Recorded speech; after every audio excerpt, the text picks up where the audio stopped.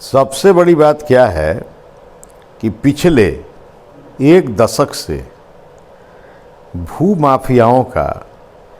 एक लंबा गठजोड़ हो गया और आम जनता के बीच एक भ्रम फैला दिया गया कि आप इस पर जो है सो कब्जा करिए,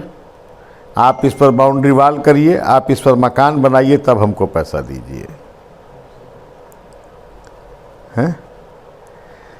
तो यह मिथ जो है अगर टूटता है तो जो लोग पैसा दे के ज़मीन खरीदते हैं उनसे ठगी खत्म हो जाएगी। बेतिया राज के मामले में सबसे बड़ी बात क्या है कि सुप्रीम कोर्ट से भी इसमें निर्णय है कि who is the legal identity of the land in the Bettiah state. तो एक 1954 की 53 का क्या मामला था कि जो सरकार के पास रिटर्न था, तो उसके बाद जाली कागजात और पट्टों पर लोगों ने जो है भूमि जो है सो कर और बहुत सौ ने दाखिल खारिज करा लिया, बहुत से ने जो सो ये कर लिया, फिर उस पर रोक लगा दिया गया खाता 2 पर। परंतु जहाँ तक मेरा मानना है कि अगर लीगल आइडेंटिटी में नेक्स्ट जो जनरेशन्स हैं महाराज के, अगर वो नहीं आते हैं तो सुप्रीम कोर्ट का निर्णय है तो फिर उसके लिए तो जो है सो 54 वाला भी रिटर्न काम नहीं करेगा। अब एक परिस्थिति इसमें आ सकती है, जो एक आपको व्यावसायिक जो है कर वसूली अधिनियम जो था ना, आरोपण जिसको समाप्त कर दिया गया, उसमें एक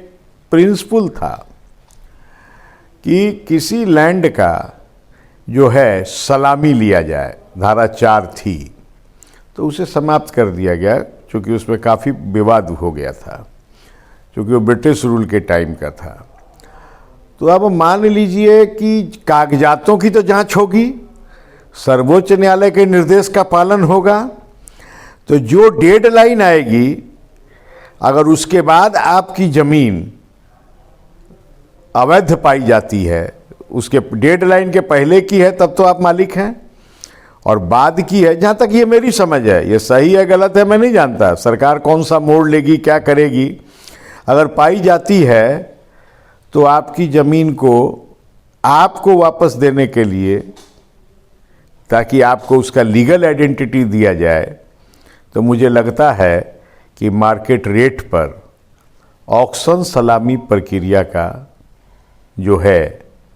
इस्तेमाल होगा कि साहब यह ज़मीन जो है आज कितने मूल्य की है, और उसमें फिर सरकार जो छूट देगी दे करके पैसा लोगों को जमा करना पड़ेगा।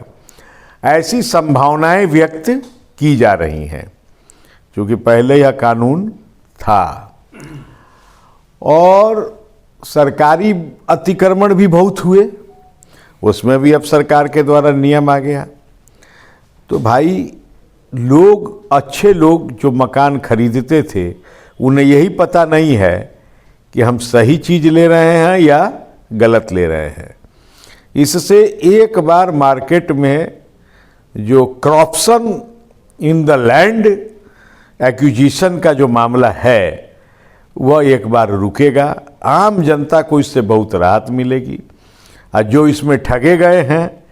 ठगा चुके हैं बेचारे। अब देखिए भविष्य में सरकार क्या कानून बनाती है, कैसा क्या होता है, जैसा मेरी समझ है, सही गलत मालिक जाने।